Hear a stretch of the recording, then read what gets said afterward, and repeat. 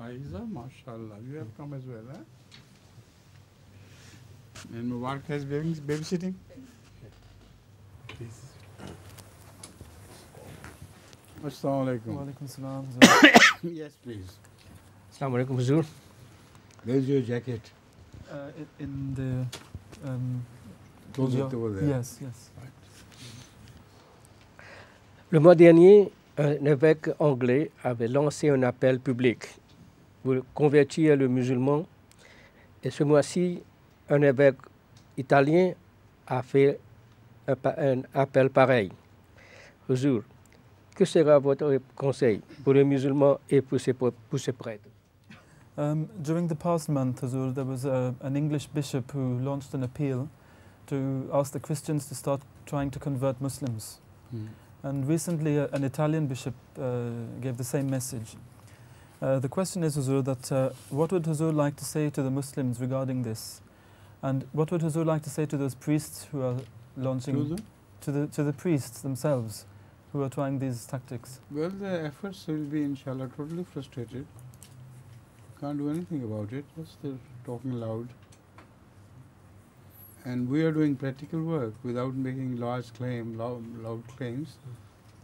In Africa, mashallah, just a few minutes before I received the report from Majid Sahib that some very large Christian areas have become Ahmadis, mashallah.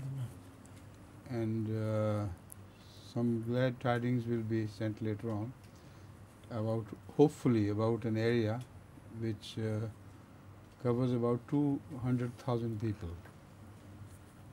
And they were Christians. No, they were Muslims. I don't remember, yes. But anyway, Christians and Muslims all alike are being converted to Ahmadiyyat, and no opposition from either Christians or Muslims can stop this.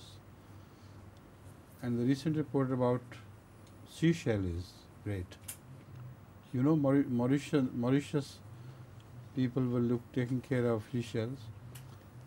They have sent the report that they have got the registration, their regular registration, Ahmadiyya Muslim registration.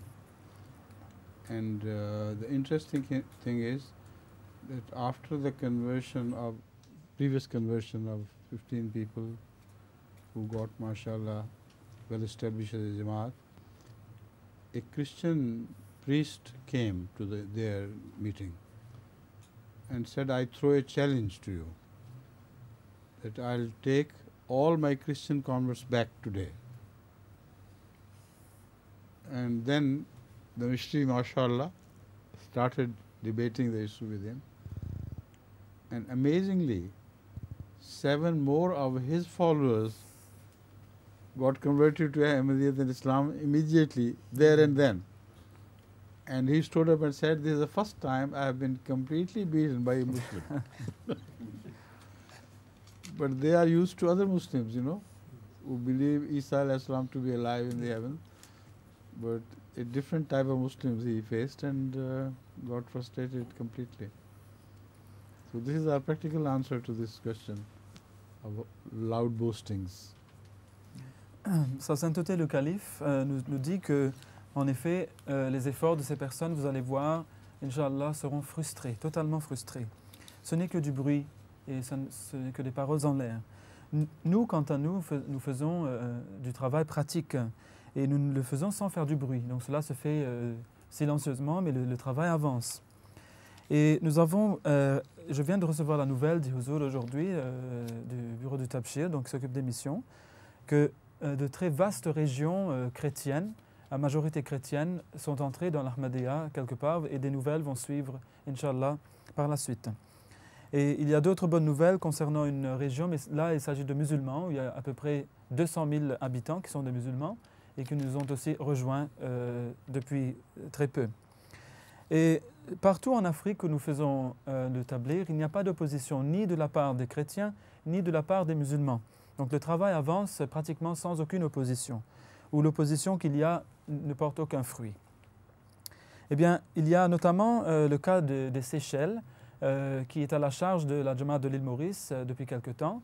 Et il y a eu 15 personnes là-bas qui se sont converties et par la grâce de Dieu, très vite, ils ont su, dans ce mois-ci même, au courant de ce mois, faire enregistrer la Jamaat Ahmadiyya de façon officielle. Donc désormais, la Jamaat Ahmadiyya est enregistrée et présente officiellement aux Seychelles, par la grâce de Dieu. Et lorsque cela s'était passé, eh bien, ils ont reçu la visite d'un prêtre chrétien qui a lancé un défi au missionnaire Ahmadi et qui lui a dit, écoutez, je suis venu ici, je vous lance ce défi. C'est qu'avant de partir aujourd'hui, toutes ces personnes que vous avez converties, je vais les reprendre et les reconvertir au christianisme. Eh bien, il a commencé à faire un débat avec le missionnaire Ahmadi et au lieu de reprendre ces 15 suivants, ex-suivants, il en a perdu encore 7 qu'il avait suivis jusque-là pour voir ce débat. Et il a dû admettre que c'est la toute première fois de ma vie que j'ai été vaincu par un musulman. Ça ne m'est jamais arrivé auparavant. Parce que, comme dit Huzur, il a connu d'autres types de musulmans qui croient dans l'ascension de Jésus, enfin toutes sortes de choses. Donc, mais cette fois, il a eu affaire aux Ahmadis, donc ça c'est une autre chose. Donc voilà comment avance le travail, alors que ça c'est le côté pratique, une réponse pratique à cette question, alors que les autres ne font que de faire du bruit ou des paroles en l'air qui ne veulent rien dire. Salam alaikum, Huzur. Nous savons que Hazrat Masih Maud, le Messie promis, sur lui la paix, a établi que l'arabe était la mère de toutes les langues. Mais qu'en est-il des chiffres? Est-ce qu'un système numéral faisait aussi partie de langue que Dieu a enseigné à l'homme au début du temps? Et quelle est la position de la Jamaat à ce sujet? Huzur, this is a question from Canada. And it is that we know that Hazrat Masih Maud salam had demonstrated that Arabic is the mother of all languages. But what about numbers? Were numbers also included in the original language system taught to man by Allah? And what is the Jamaat's position on this matter, please? Most certainly. The numbers are also included in the language, and the Arabic system of numbering is not like other languages, artificially made. It is with alphabetics 28 we know definitely, and then by multiplication of each and summing and reduction, the numbers have gone up to billions. And in the Holy Quran, there are some verses of the Quran which indicate that the numbers rise to the age of the universe. On that I have said something before, but inshallah I am asking the Private Secretary to bring out the old calculations, so I will speak about that again. So the Quranic numbers are fantastic. Huzur dit certainement les chiffres sont inclus dans le système de langue donc, qui a été révélé par Dieu à l'homme. Et ce système arabe, enfin ce système numéral si vous voulez, diffère des autres qui sont artificiellement créés. 28 lettres de l'alphabet ont été utilisées pour indiquer ou présenter donc, ces chiffres. Et dans le Saint-Coran notamment, nous voyons que les notions de chiffres arrivent jusqu'à des chiffres vraiment phénoménales qui sont, ou des chiffres phénoménaux plutôt, qui sont jusqu'à l'ordre de plusieurs milliards. Donc ça c'est un système qui est vraiment très très poussé. Et cela par la voie de la multiplication. Par exemple, l'âge de l'univers, dit Huzur, mais puisque j'en ai déjà parlé, donc je ne vais pas revenir dessus, mais je vais demander au secrétaire privé de me redonner la formule donc, par laquelle on a pu déduire cela. On pourra en reparler plus tard peut-être. Mais en fait, dans le Saint-Coran, il y a vraiment un système étonnant de chiffres et une notion des chiffres très très poussée qui est là, et vous pouvez le voir. Now, remember that the most important letter of numbering is 0,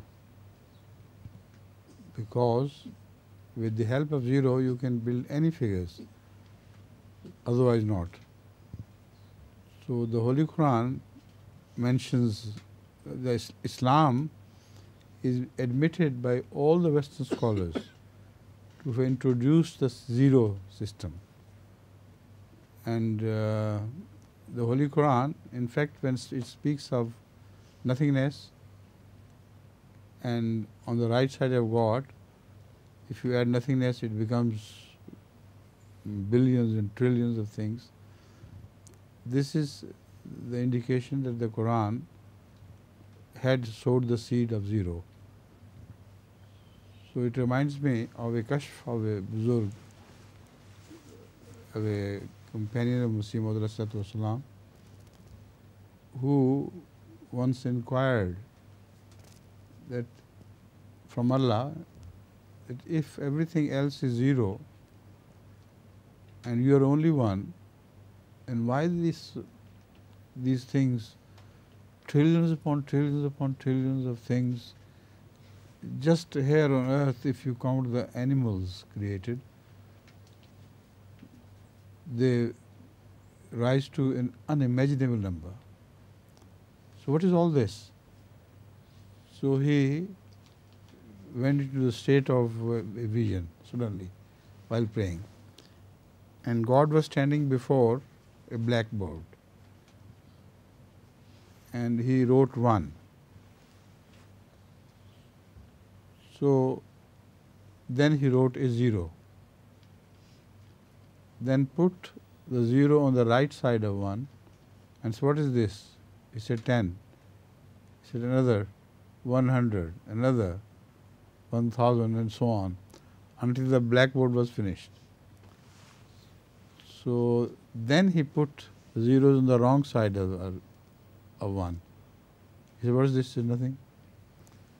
So, but through this vision, Allah made him understand everything attached to the right side of God, it multiplies into nothing, into so many limitless numbers, and everything on the wrong side of God is just nothing. So it's a very deep message of Sufism, we call it, very deep cryptic message of this extremely difficult riddle, the solution of this extremely difficult riddle. Sa sainteté rajoute ici que souvenez-vous que de tous les chiffres, le plus important est certainement le 0. Et avec le 0, vous pouvez créer toutes sortes d'autres chiffres qui vont se projeter vers l'infini. Et tous les spécialistes en la matière sont d'accord et l'admettent que c'est l'islam qui a introduit le système ou le concept du 0 dans la mathématique telle qu'on la connaît de nos jours. Donc sans cet ajout, où en serions-nous? Eh bien, vous savez que Dieu est un, et si vous mettez des zéros à côté de Dieu, mais du côté droit de Dieu, eh bien cela peut faire des chiffres allant jusqu'à l'infini. Donc des chiffres qui vont continuer à se multiplier ainsi. Et ceci me rappelle la vision qu'avait faite un compagnon du Messie promet alayhi salam lors de sa prière, où il se vit en train de demander à Dieu, à Allah, que si tout sur cette terre, dans ce monde, est équivalent à 0, et si ce n'est que toi qui es un, eh bien comment est-ce? Car si on ne fait que compter ne serait-ce que les seuls animaux sur terre, on arrivera à un chiffre vraiment incalculable. Ils sont vraiment innombrables, ces animaux qui existent sur terre, seulement sur la planète Terre. Eh bien, comment comprendre cela? Eh bien, il vit que Dieu était debout, pour ainsi dire, dans cette vision, bien sûr. Ce n'était pas vraiment comme ça, mais c'était dans la vision. Il était debout à côté d'un tableau. Et pour lui faire comprendre, alors Dieu a écrit le chiffre 1 sur le tableau. Et ensuite, il dit, et si je mets à présent un 0 du côté droit de ce chiffre 1, qu'est-ce que ça donne? Il dit 10.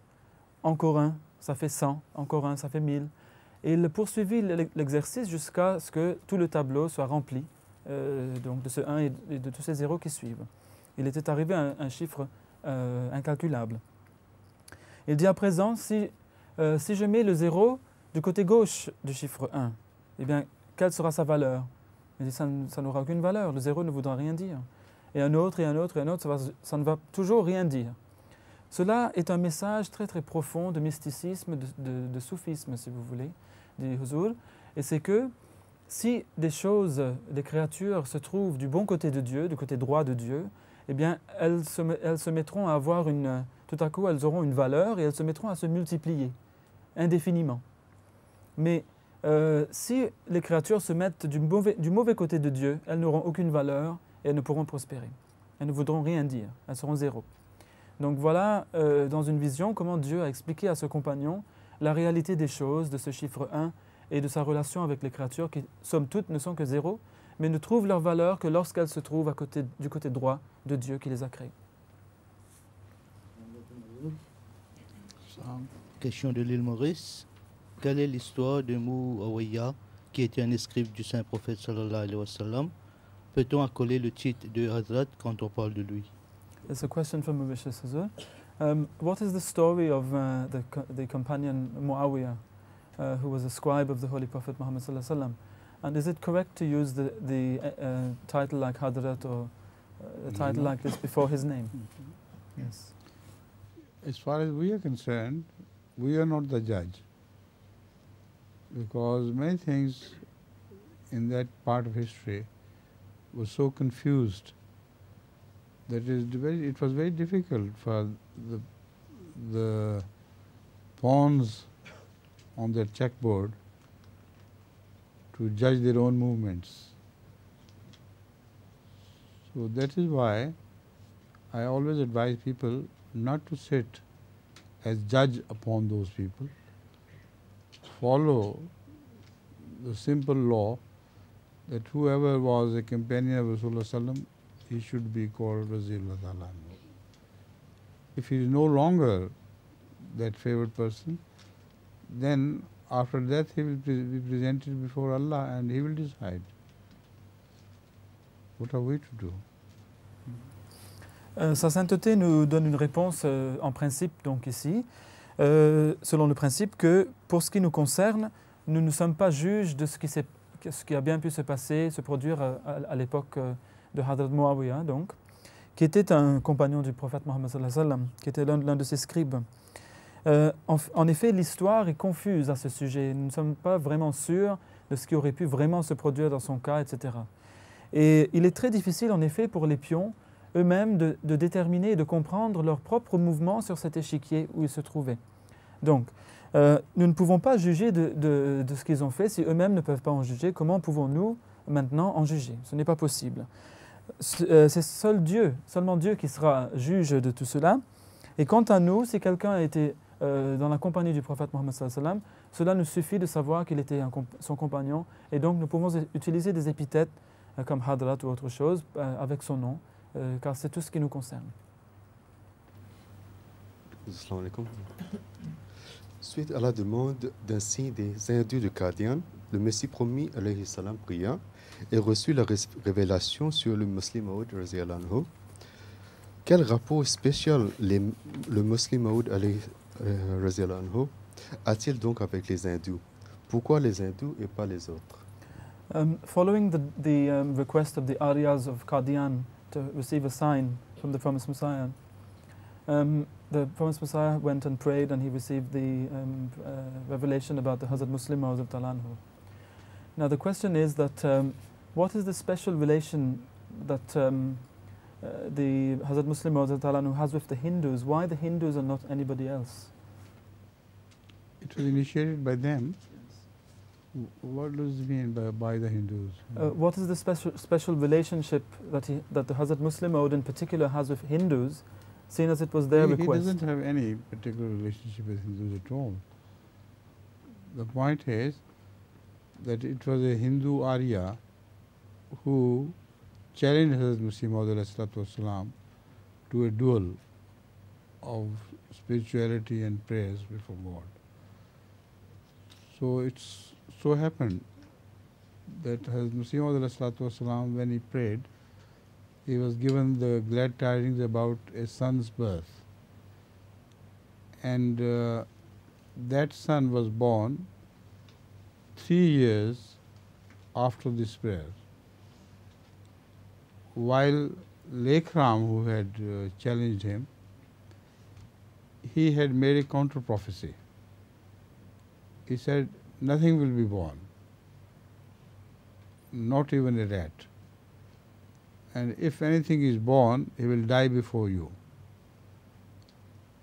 And he said used some very filthy words, which I don't want to quote. But this strange doing by Allah, that he lived for 3 more years to see that son grow into a grown-up child and healthy child, a very intelligent child, and Lake Ram couldn't do anything. And 3 years after him, he, according to the prophecy of Masih Maud was killed as Masih Maud had foretold in the vision, by the knife of a person who had got converted to Aryaism. And he was so close to Lake Ram that he used to live in his house for a long time. He remained there. And exactly on the day when Masih Maud had predicted that he would die, it was the day close to Eid, and it was a Jummah. So he got stabbed by the same person in a manner that he cried loud, and the wife ran by hearing the shouts, and he went on the floor, on the top floor, on the roof of the house, and if he had jumped outside, he would have been died instantaneously and broken to pieces. But he didn't. I mean, he was not found. They went below, people hearing the cries of the wife. Also, the whole street is that of Hindus, Aryas. They also rushed upwards, and they didn't see any person walking out or going up either. And they went to the back of the house, and there was nobody, no sign. So it was so amazing that they could not do anything about it. And he went to, I mean, this incident, although he was Peshawari, but this incident was took place in Lahore. And there is an Arya street in Lahore where all this happened. Now, when he was being operated upon, it was an English doctor who did it. Yes, perhaps. But his assistant was an Ahmadi and a Mirza Sahib for that matter. So whenever he asked him for something, Mirza Sahib, this man shuddered because he thought perhaps it's the same Mirza Sahib who is coming here again. And his stitches opened because of that. He shuddered so much under the shock that his stitches opened, and they switched him again and again until he died in this miserable state. Now the Aryas raised great hue and cry, but could not name any criminal, any person as a criminal, because there was no sign of any person. So a case against Masih Maud could not be registered, although they wrote that he must have done it. But suddenly an English superintendent of police raided Hazrat Masih Maud house in search of papers. Any papers, any sign of his having appointed anybody. But no such sign was found. Not a semblance of a sign. And where was he? Who was he? Nobody knows. If he had come to Qadian, people should have known him, where he was trained by Masih Maud. But according to the investigation, nobody had seen this person or his person of his description ever in Qadian. So still it is a mystery. So this is the sign of Lake Ram which Masih Maud showed, and sign of Muslim Maud is attached to the birth of this child. Alors, Huzur nous dit qu'en fait, il n'y a pas de relation particulière entre le Muslim Maud ou le fils promis du Messie promis et les hindous. Ce fut en fait des Aryas enfin des hindous qui appartiennent à l'Arya Samaj de Qadian qui avaient demandé ce signe, mais c'était à l'origine l'un de leurs chefs, le prêtre, qui avait lancé un défi, un duel de prière au Messie promis. Lorsqu'il donc pria, c'était en relation avec cela, donc il avait prié. La bonne nouvelle de la naissance d'un fils extraordinaire lui avait été révélée. Et cet homme, ce prêtre, s'appelait Lekram. Et Lekram, c'était un homme qui avait utilisé un vil langage contre le Messie promis et l'islam. Il avait fait une prophétie contre ce que le Messie promis avait dit. Il a dit, celui-là dit qu'il aura un fils comme ceci ou comme cela. Eh bien, moi, je vous dis que personne ne naîtra, rien ne viendra pour lui, même pas un rat ne naîtra, et beaucoup d'autres viles paroles. Aujourd'hui, je ne peux pas les répéter ici. Mais Allah a fait naître ce fils promis 3 ans après cette prophétie. Et la chose intéressante, c'est que Dieu a fait l'Ikram rester en vie pendant ces 3 ans afin qu'il voie cet enfant en train de grandir dans son intelligence. C'est un enfant très intelligent qui avait une bonne santé. Et donc il a vu que sa prophétie avait échoué. Et que celle du Messie promis, par contre, s'était accomplie. Eh bien, l'Ikram avait été poignardé par une personne qui s'était nouvellement convertie au mouvement Arya Samaj. Et personne ne le connaissait en fait, on ne connaissait pas vraiment son identité. Il était dans la maison de l'Ikram et il a poignardé l'Ikram le jour même qu'avait prédit le Messie promis à savoir un jour proche de la fête de l'Aïd. Et c'était un jour de vendredi qui était le jour suivant l'Aïd. Et c'est ainsi que lorsqu'il a poignardé l'Ikram, celui-ci a crié très très fort de douleur. Sa femme est venue, s'est précipitée dans la chambre, mais l'homme, il aurait pu sortir seulement par le toit. Il aurait dû seulement monter sur le toit pour sortir. Il ne pouvait pas descendre par les escaliers parce qu'il y avait la femme qui montait, elle n'a vu personne. Donc s'il avait sauté du toit, il se serait certainement tué par cette chute, car c'était un toit qui était à l'étage, donc c'était à plusieurs étages de haut. Et donc, en bas, en plus, lorsqu'on a entendu le cri et tout ce chahut, eh bien, tous les Arias, parce que c'était une rue à Lahore qui leur appartenait, on peut dire, se sont venus, sont accourus pour voir ce qui se passait. Et personne n'a vu quelqu'un descendre du toit ou de la maison de l'Ikram. Donc, on a fait beaucoup de recherches, mais on n'a jamais pu le retrouver.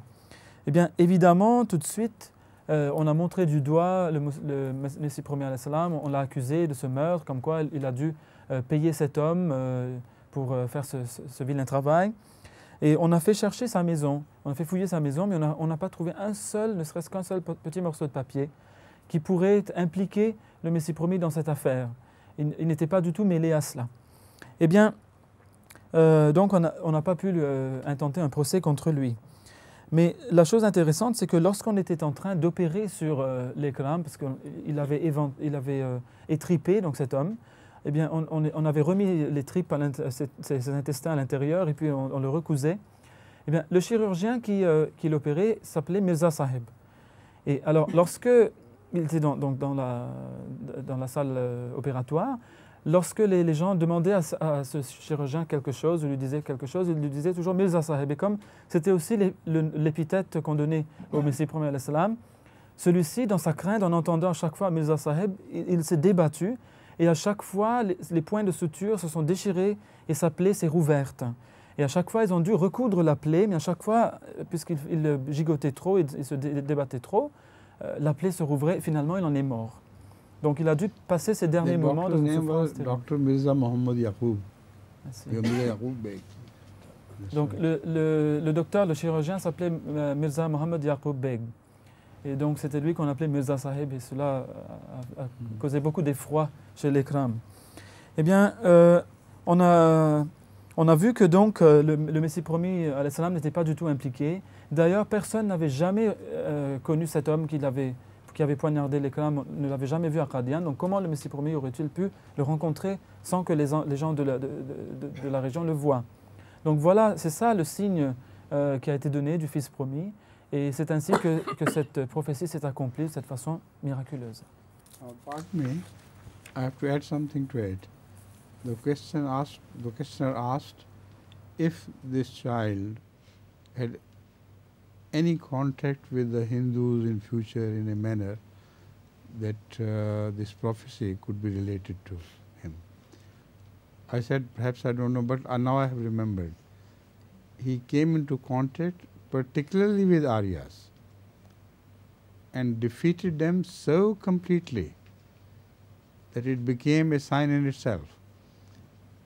There was a movement of Shuddhi in Rajputana where the Aryas, it was particularly Aryas, who were converting back to Hinduism some old converts to Islam. And villages after villages were converted back to Islam, back to Hinduism. And they were Aryas. So Hazrat Musleh Maud, when he heard of this, he made an appeal for volunteers, and every volunteer was told to go on his own, his fare, etc., should be paid by him himself, and nothing will be given. If they can carry food, well and good, but they are not permitted to eat food if offered there by these villages to whom they are going to preach. So they should manage for themselves whatever they want. So a great number of very educated Ahmadis, Sheikh Muhammad Ahmad Saab of Faisalabad was also one of those. They went there, and with their preaching and their sacrifices, the people became Muslims again, converted back from Hinduism to Islam. And it created such roar in India that they couldn't do anything.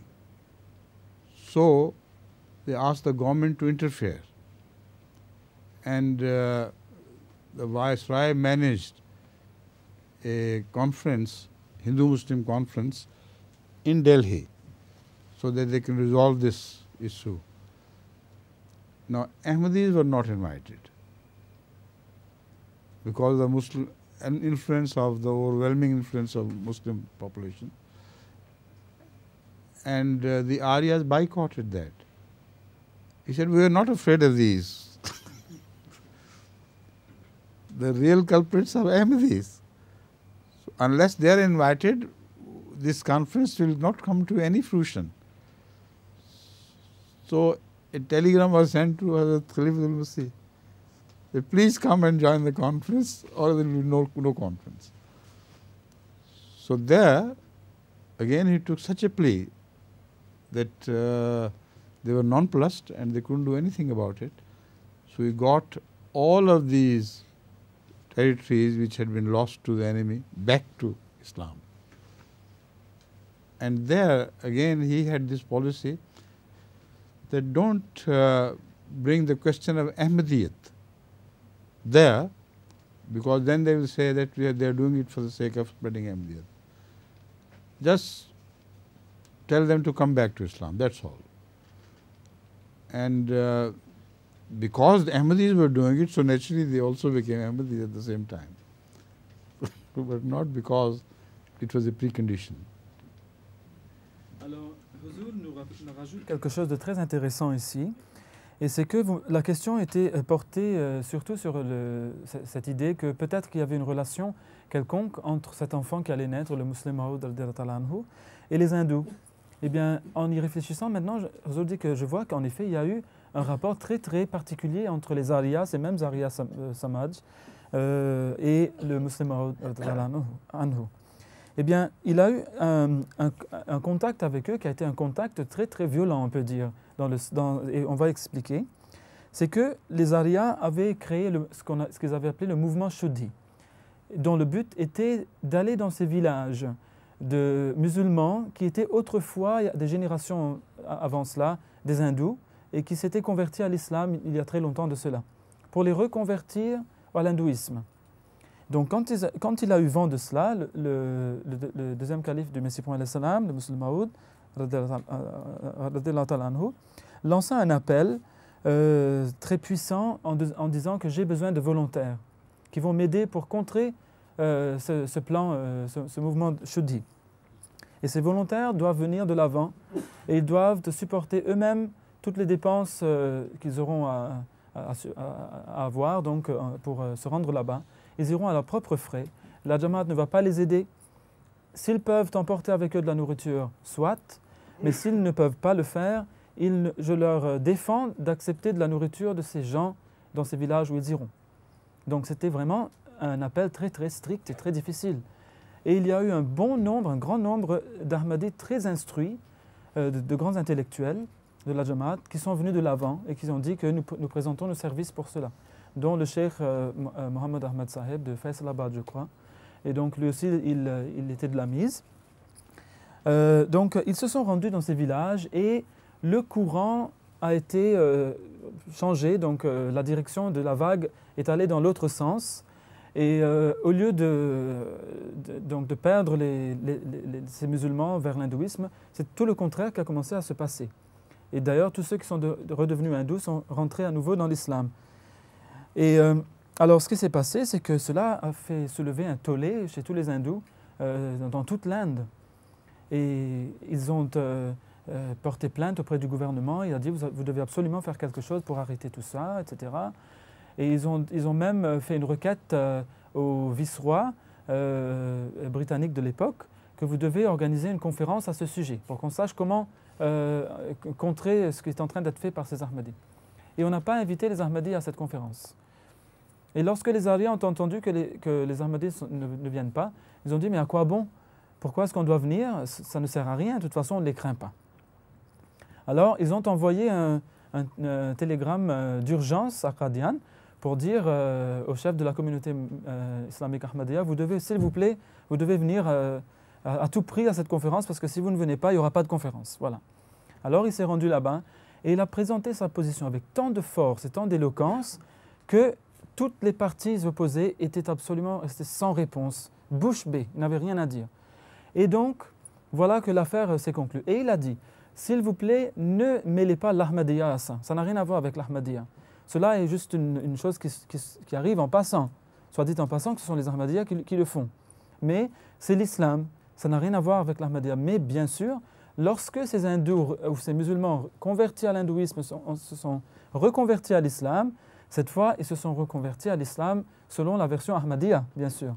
Donc ça, c'est une autre chose, un avantage qu'on a tiré de tout cet exercice. Donc voilà la relation, une relation très très forte qu'il y a entre le Muslim Maud et les hindous, et en particulier les hindous Arya Samaj, qui étaient justement ceux qui étaient à l'origine de la prophétie de tout cet exercice concernant le Fils promis. Nous constatons que les adversaires de l'Ahmadiyya relancent de temps en temps des défis de Mubahila. Or, un jour ou l'autre, nous devons tout quitter cette terre. Qu'est-ce qui les empêche de crier victoire lorsque cela arrive? We notice, Huzur, that from time to time the enemies of the Jamaat start relaunching their Mubahila challenges. Now, all of us have to leave this earth one day or other. So what will prevent them from crying victory if they say, well, thanks to our Mubahila, now look, this person has left? What can prevent them from doing that? If for example, they say that now the person has left this earth, and it's because of our Mubahila that it's happened, and they can, what will prevent them? This is meaningless. It's not the question of somebody dying just naturally, which is taken up in Mubahila. Because natural death will take over everything, every person. So in Mubahila, it is very clearly made that the person should be killed miraculously by events which the enemy has not concocted. But Allah makes it clear that it is the Mubahila which is working. For instance, the death of Bhutto, the death of Zia, etc.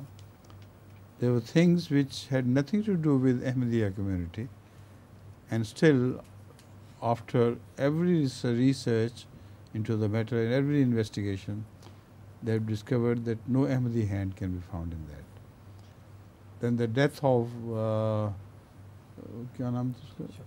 Shah Faisal, his own nephew slaughtered him for something absolutely which had absolutely no connection with Ahmadiyya. So this is the sign of Mubahala, not natural death. Natural death will take over anybody. Huzour dit que ce n'est pas ça la question en fait, car la mort naturelle va frapper toute personne sur terre. Eh bien, dans le duel de la Mubahila, vous verrez que c'est une mort dans des circonstances incompréhensibles et miraculeuses qu'il s'agit, par des événements qui se situent en dehors du pouvoir de la partie ennemie ou des adversaires, et pas juste d'une mort naturelle, parce que cela, comme Huzour l'a dit, toute personne va connaître cette mort-là. Et c'est par exemple, comme dans le cas de la mort de Bhutto, dans le cas de la mort de Zia-ul Haq, ou encore dans le cas du roi Faisal d'Arabie Saoudite qui a été assassiné par son neveu, eh bien, on a fait des enquêtes pour essayer de déterminer un lien entre l'Ahmadiyya et tous ces incidents-là, et cela a été en vain. Donc on a prouvé donc qu'il n'y a eu aucun lien entre les deux. Et alors, comment expliquer ces morts? Et c'est cela la Mubahila, c'est cela dont il s'agit. Ces morts-là prouvent bien que la Mubahila a eu lieu dans leur cas. Mais le contraire n'est pas vrai. Another condition laid down by me is very logical and sensible, that if God seems to be with you, then pray for the destruction of Ahmadiyyat, which is the root cause of all trouble. And Allah, if you pray to Allah, that Allah may show you the pleasure of seeing Ahmadiyyat destroyed, but decreasing numbers somewhere and so everywhere, and people leaving Ahmadiyyat. On the other hand, if we are right, we will pray that a very large section of Muslims during the year of Mubahala are converted to Ahmadiyyat. So this is happening everywhere in Africa nowadays. A large number of Muslims are getting converted to Ahmadiyyat every year, and they cannot stop it. And particularly in Pakistan nowadays, despite this such a strong pressure and killing and cruelties, the Ahmadis are always increasing in number. More and more converts from among the Muslims are joining Ahmadiyyat. And every day I receive this news. So this is Mubahala, and Mubahala which simply cannot be gainsaid. Huzour dit qu'il y a aussi une autre condition que j'avais moi-même fixée pour cette Mubahila, et c'est une condition tout à fait logique et acceptable par tous. C'est que si Dieu est avec vous, alors pourquoi est-ce que vous ne priez pas que Dieu détruise l'Ahmadiyya qui est, en fin de compte, la racine même du mal? Peut-être que si Dieu accepte vos prières, il vous donnera le plaisir de voir l'Ahmadiyya en train d'être détruit sous la forme de personnes qui quittent l'Ahmadiyya en grand nombre partout dans le monde. Mais nous, de notre côté, nous prierons que dans l'année de la Mubahila, qu'un très grand nombre de musulmans qui nous sont opposés, somme toute, se convertissent à notre façon de voir les choses dans l'Ahmadiyya. Eh bien, regardez ce qui s'est passé. Vous voyez qu'en Afrique, c'est exactement ça qui se passe chaque année. Un grand nombre de musulmans, un nombre grandissant, on peut dire, de musulmans nous rejoignent chaque année. Et c'est ça la Mubahila, c'est le résultat de la Mubahila. Et malgré tout ce qu'ils peuvent faire, ce processus ne s'arrête pas. Donc ils ne peuvent rien y faire. Et même, dois-je rajouter, dit Huzour, qu'au Pakistan, malgré cette terrible opposition que vous connaissez, là-bas, nous voyons que chaque jour, il y a un grand nombre de musulmans qui nous sont opposés pourtant, mais qui deviennent des Ahmadis. Et ces nouvelles me viennent régulièrement de là-bas. Donc voilà un peu comment cette Mubahila se dévoile pour les gens qui sont dans le vrai. Nous savons que le mariage du Saint-Prophète sallallahu alayhi wa sallam n'avait pas été limité par Dieu. Mais quelle était la nécessité d'en avoir épousé autant? We know, Huzur, that the number of marriages of the Holy Prophet Muhammad Sallallahu Alaihi Wasallam had not been limited by God, but what was the necessity of having married so many wives? This question should be seen in its perspective. While Hazrat Khadija lived, Rasulullah Sallallahu Alaihi Wasallam did not marry anyone. And she was an old lady, and Rasulullah Sallallahu Alaihi Wasallam was also getting older. 55, was he 55? Over 50. Over 50 when Khadija died. So it had nothing to do with his personal passion. Whatever the reasons were, it was not his internal mounting pressure to have himself released of that pressure, which is called passionate person who does something to relieve him. I don't want to use all the phrases, but you should understand. So his first wife was after Hazrat Khadija had died. He married first time. Now about the number, it rose up to the 9. But what was the reason behind, what was the wisdom behind this? In fact, Islam was spreading in all Arabia, and these wives were mostly from some tribes who had a very strong backing. So it served to establish Islam in so many parts and what do you say, Kabila? Tribes of Arab tribes. And even from among the Jews, he had Hazrat Safiya. So the wives were distributed in a manner by God that Islam could gain not only popularity but its sway over many Arab tribes, which could not have been done if he had not married anywhere. Please. Alors, Huzur nous dit que cette question devrait être mise dans sa perspective propre. Du vivant de sa sainte épouse Khadija, qu'Allah soit content d'elle, le saint prophète Mohammed sallallahu alayhi wa sallam n'avait épousé aucune autre.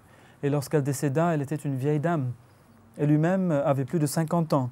Donc lorsqu'il se remaria par la suite, on ne peut pas dire qu'à cet âge-là, qu'il était en train de se remarier pour assouvir ses passions basses, certainement pas.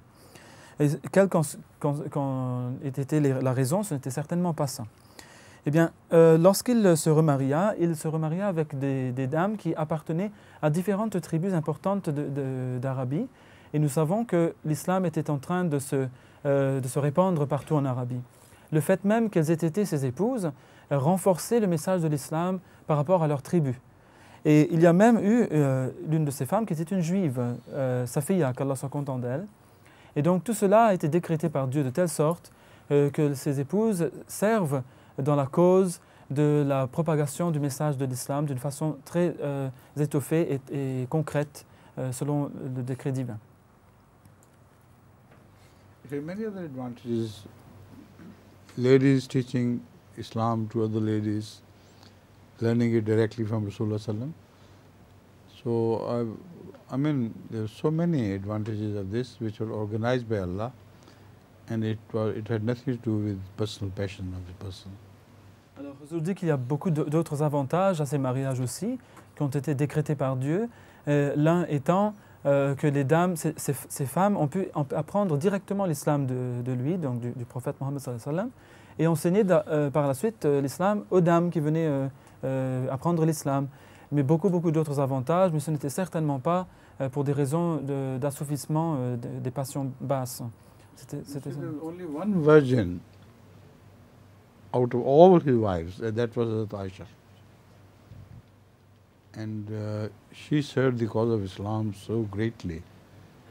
In the following years, unimaginable. Most of the important narrations, or if not most, at least a large number of very important narrations are from Hazrat Aisha Siddiqa radhiyallahu ta'ala.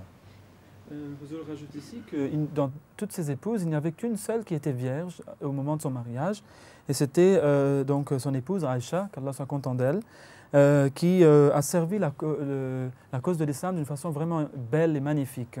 En effet, nous voyons qu'après son décès, le décès du prophète Mohammed sallallahu alayhi wa sallam, un très grand nombre de traditions ont été rapportées par elle. Donc on n'imagine pas l'immensité de ce service qu'elle a rendu à toute la nation de l'islam. Many Ahmadi students have taken art for their GCSEs. What does Huzur think of this? Alors, beaucoup d'étudiants en Angleterre ici ont pris le sujet de l'art ou du dessin, etc., comme matière pour leurs examens qui correspondent au niveau brevet en France.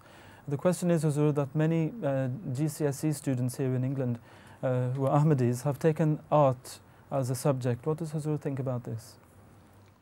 It's much better if you take science instead of arts. And arts can be put to some service of Islam, of course, but it has disadvantages more than disadvantages. So I always prefer Ahmadis to take scientific subjects or languages in arts. They can be very useful. So I think if it's possible for him to follow such a career, he should do it.